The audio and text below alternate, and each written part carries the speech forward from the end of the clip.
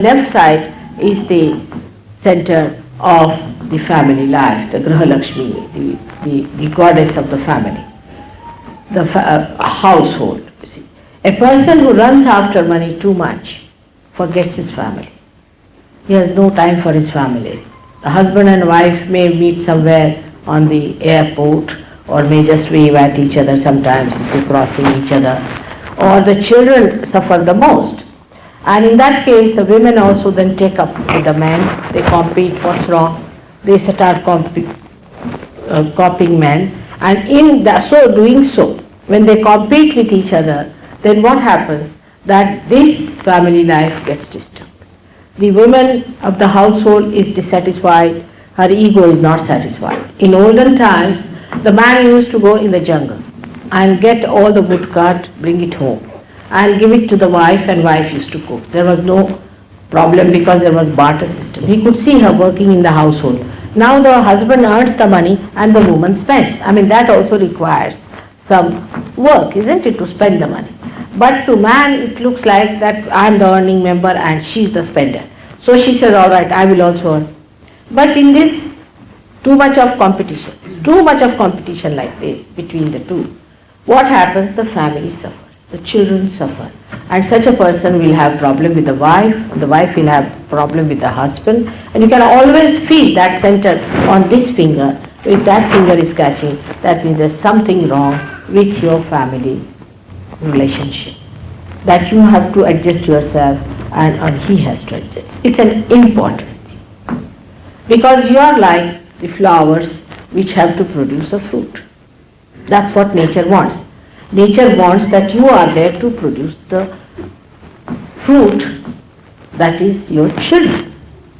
That's why you are men and women. That's the basics. Now this Graha Lakshmi's center is on the left hand side, and the another is Raja Lakshmi center is on the right hand side.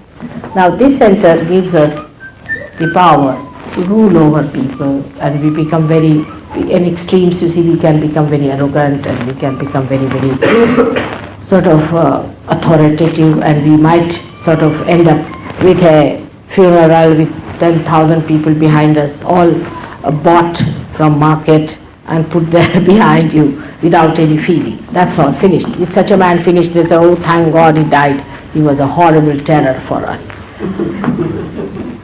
So, that kind of a life can come with Raja Lakshmi. But in the center is the Lakshmi. Lakshmi is the goddess, is the power within us by which we balance, lead a very balanced life, by which we are satisfied. Now they have made a beautiful picture of this Lakshmi. Also one should understand this power is a lady, is a mother, and she stands on a lotus. Now these are all symbols which suggest that these symbols are carved out with such deep significance. She stands on a lotus. Means imagine who can stand on a lotus. And she is a very healthy woman, and she stands on a lotus. It means that she is never putting pressure on anyone. A rich man comes in, he must honk his car loudly because he is rich, so he thinks he must honk it higher. And a rich man must go in a big limousine or some sort of a thing to show off that he is very rich. If he comes to any program or they must sit in front, he should have the front seat, and he makes him known everywhere. Everybody must feel the weight of the rich man. He can run away with 10 wives of somebody, and he can have a big boat for himself, and he can get any number of women there, and he can spoil any families he likes because he is rich. This kind of thing comes in people, but Lakshmi, the one who stands on the lotus, is the beauty and the glory of the riches that God has given that person.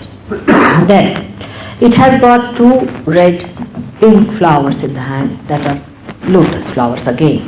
Now the lotus is regarded as a very holy flower in India because it is so receptive to everything that is crude and funny. First of all, it is born in the mud. Just think of it. In the mud, in the filth, where the horrible smell is coming out, the lotus is born. And the one lotus gives the fragrance, the beautiful fragrance to the whole atmosphere, and kills all that filth and everything, and covers the whole pond with its big, big leaves, so that it looks a beautiful pond. That's what is the lotus for. But this lotus is a pink lotus, means pink, is the sign of love. Pink is the sign of love. So such a person has to have tremendous love and that softness of the lotus. Now the inside of the lotus is very soft and nice. And I don't know what you call that, the black bee, a very big one, which has got horrible, the black bee is like that, which has got angular legs and things like that. Horrible, you cannot touch it. That one can find its place in the lotus. When it goes to the lotus opens its petals and takes it inside and makes it sleep on the corona that it has, very soft one on the bed, and covers it nicely and gives it a nice, swinging feeling that it feels it is in the lap of the mother and it sleeps on. Even such an animal, it gives a place to live. Now the man who is a Lakshmipati, the one who is blessed with Lakshmi, has to have a temperament like that. Anybody who comes to his house, anyone, should be very readily accepted. I have seen people like that. I have seen in my lifetime. Should be accepted, and they should be very gratified to have such people in the house, and should feel that, oh God, what a blessing it is that we have a guest in the house. But in modern times, we find out devices and methods how to avoid guests. Guests are equal to pests. I was in London.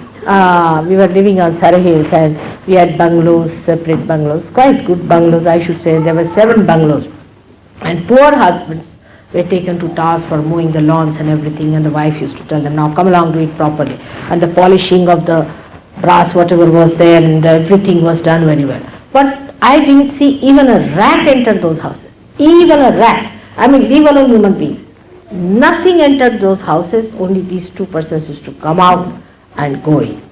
And I don't know, they might be having some yearly, some sort of a get-together maybe.